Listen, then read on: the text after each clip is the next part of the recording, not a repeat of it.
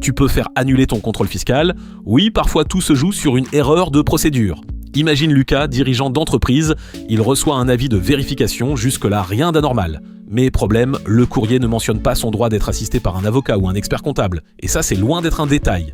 Parce qu'en contrôle fiscal, il existe ce qu'on appelle les vices de procédure. Premier type, les vices substantiels.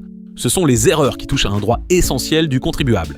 Exemple, avis incomplet, délai trop court avant la première intervention, absence d'infos sur l'assistance d'un conseil, contrôle qui continue après la date officielle de fin. Dans le cas de Lucas, l'absence d'information sur son droit à être assisté est un vice substantiel.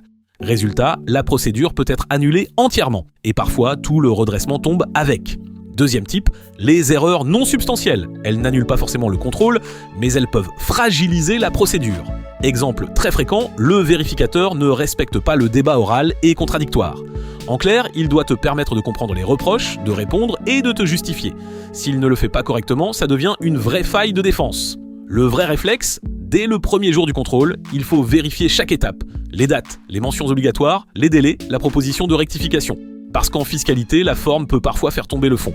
Abonne-toi si tu veux comprendre les vraies stratégies de défense pendant un contrôle fiscal.